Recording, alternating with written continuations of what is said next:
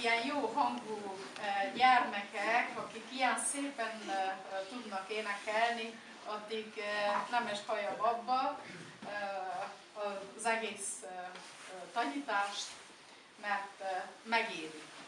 A műfalunk Pusztinának a védőszentje Szent István. Egyetlen egy falu, ahol megmaradott a védőszentje Szent István. Ezt azért mondom, mert itt nálunk Moldovában több faluban is fel volt szentelve a Szent István tiszteletére a templom, és a papoknak sikerült meggyőzni az embereket, hogy átváltsák más szentre. Nálunk Pusztinában nem sikerült, mert az emberek azt mondták, hogy ők kiörökölték, és tovább is így szeretnék maradjon a védőszentje Szent István.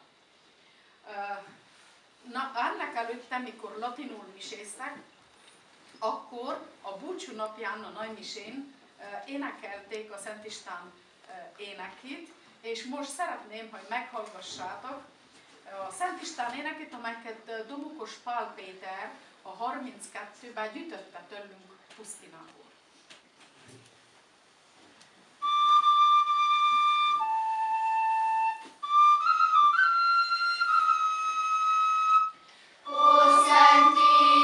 Bye.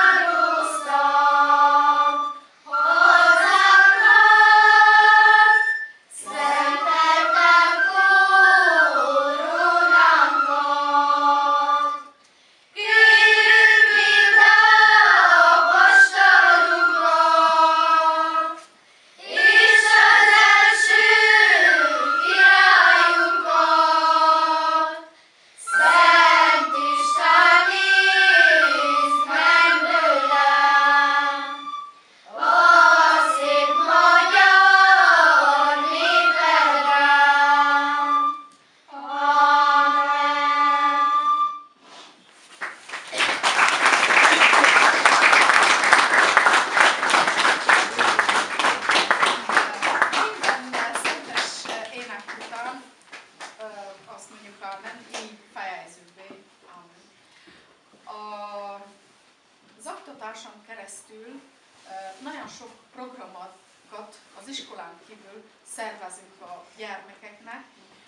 Népdalverseny, szavaló verseny, tantárverseny, balada találkozó, néptánc találkozó, és így a gyermekeket van egy motiváció, mire is készülünk, hogy ezeken a versenyeken már ők is részt vesznek, és ha marébb van a helybeli, és aztán ha ki az első díjat veszi, csak az mehet tovább. És akkor kézműves napokat is szervezünk a gyerekeknek, és az idén a 6. zenetáborunkat sikerült megszervezni. Kapcsolatban vagyunk a zabudai zenei iskolásokkal, Kobzos Kis Tamásval, és kérdezett Tamás, hogy mivel tudnak ők segíteni nekünk. Én azt mondtam, hogy avval, hogy ha tudnának jönni a tanárok, hogy tanítsák a hangszereken, mert énekelni én tudom tanítani a gyerekeket, a táncokat és minden, de a hangszeren én se tudok. És az egész Moldovában még 2 hagyományőrző van, akik a furuján énekelnek, az Klézsibaloknak, és a többiek már mind kihaltak, de ők hagyományőrzők, nem tanárok, egy pedagógus máshogy tudja átadni ezt a gyereknek.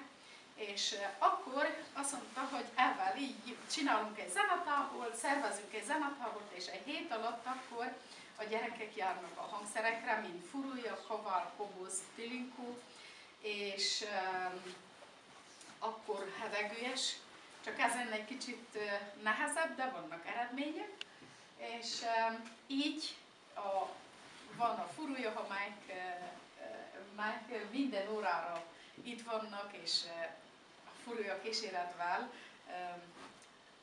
énekelünk. Nagyon örvendek, hogy Eduard, kell egy kicsit, hogy lássam egy kicsit, az a Eduard, Katona Eduard, aki haladó, nagyon jól furujál, és